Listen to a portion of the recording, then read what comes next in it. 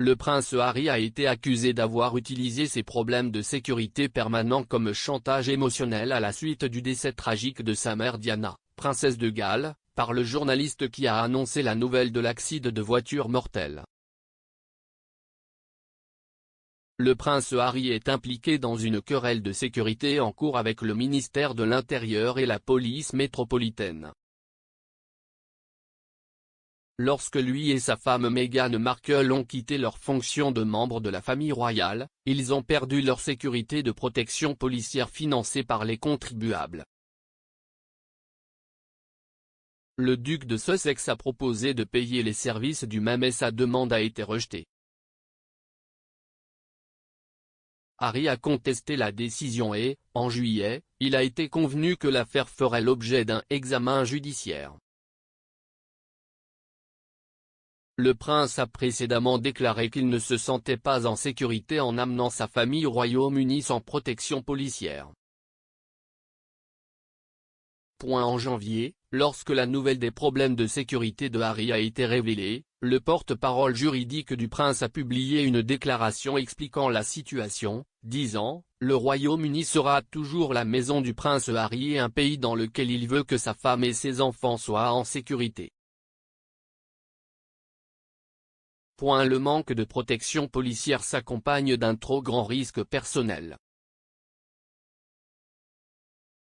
Le duc et la duchesse de Sussex financent personnellement une équipe de sécurité privée pour leur famille, mais cette sécurité ne peut pas reproduire la protection policière nécessaire au Royaume-Uni. En l'absence d'une telle protection, le prince Harry et sa famille ne peuvent pas retourner chez lui. Lorsque Harry et Meghan sont revenus pour les célébrations du jubilé de platine en juin, ils ont bénéficié d'une sécurité policière de haut niveau. Maintenant, un journaliste de longue date a affirmé que le prince utilise la carte de sécurité comme chantage émotionnel à cause de ce qui est arrivé à sa mère à l'été 1997. Mike Parry, le journaliste qui a confirmé la nouvelle de Diana, la mort choquante de la princesse de Galles au monde, a parlé à Kinsey Schofield de Toddyford Ellie. Comme du 25e anniversaire de la mort de la princesse, évoquant le nombre de membres du personnel de sécurité qui accompagnerait le royal sur voyage à l'étranger. S'exprimant dans un épisode de son podcast cette semaine, Madame Schofield a demandé aux diffuseurs s'ils pensaient que la forte présence de sécurité avait eu un impact sur le désir de Harry de renforcer la sécurité lors de sa visite au Royaume-Uni. Monsieur Parry a déclaré « Je pense que Harry a dû faire face à des troubles mentaux toute sa vie, à partir du moment où il a été photographié marchant derrière le cercueil de sa mère, quel genre d'effet cela aurait-il sur un petit garçon, comme il l'était alors ? Et je suis sûr que cette agitation mentale l'a tourmenté toute sa vie, mais rappelez-vous, William était là aussi. » William semble avoir mieux géré la situation en devenant un homme adulte avec des responsabilités et devant laisser le passé derrière lui, vivre dans le présent et regarder vers l'avenir, ce que Harry a eu du mal à faire. Je dois dire que je pense que Harry utilise parfois la carte de sécurité comme un pion manipulateur sur l'échiquier. Je pense qu'il y a un peu de chantage émotionnel à cause de ce qui est arrivé à sa mère. Il y a encore beaucoup de gens sur cette terre qui croient que Diana, la princesse de Galles a été traquée à mort par les paparazzi et si est-il la pression de sa renommée qui a conduit à sa mort ultime. Harry a précédemment pointé le blâme sur les paparazzi qui ont suivi la voiture de Diana dans le tunnel de l'Alma à Paris la nuit du tragique accident de voiture. S'exprimant dans le documentaire de la BBC Diana, 7 jours, le duc a allégué que les photographes qui poursuivaient la voiture avaient pris des photos de sa mère alors qu'elle était mourante. Il a déclaré, « L'une des choses les plus difficiles à accepter est que les personnes qui l'ont poursuivie dans le tunnel étaient les mêmes personnes qui prenaient des photos d'elle alors qu'elle était encore en train de mourir sur le siège arrière de la voiture. »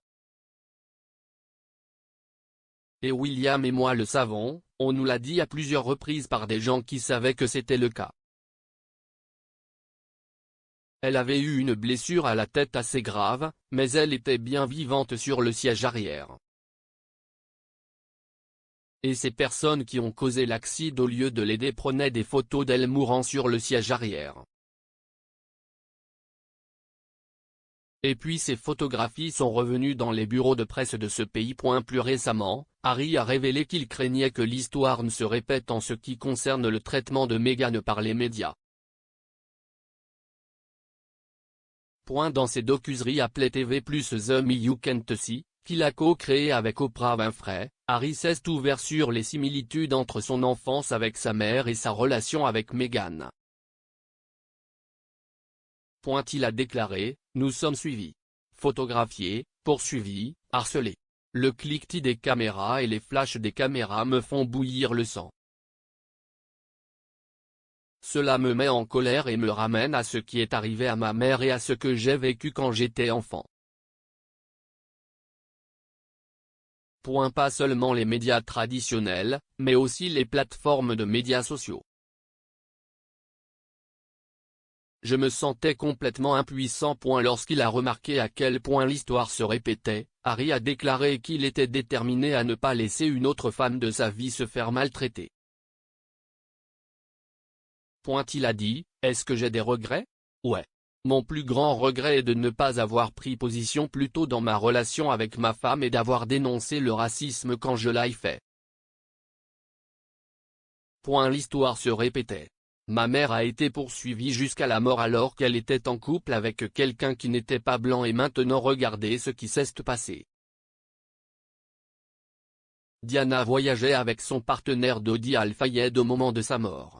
Le couple était à Paris lorsqu'ils ont été impliqués dans le tragique accident de voiture. Diana, Dodi et leur chauffeur Henry Paul sont tous morts des suites de blessures subies lors de l'accident, tandis que le garde du corps de la princesse Trevor Ray Jones a survécu. Henry Paul, sous l'influence de l'alcool et de médicaments, a perdu le contrôle de la Mercedes noire à grande vitesse et a par la suite percuté un pilier dans le tunnel de l'Alma. Deux enquêtes policières, l'une en 1999 et l'autre en 2008, ont conclu que l'accident était un accident, la responsabilité étant placée sur le conducteur. L'enquête française initiale a révélé que M. Paul était le seul responsable de l'accident, tandis que l'enquête britannique, 9 ans plus tard, a conclu que la collision était le résultat de la conduite négligente de M. Paul et des véhicules des paparazzis qui le poursuivaient. Il n'y avait aucune preuve suggérant que les paparazzis poursuivaient la princesse avec l'intention de la tuer.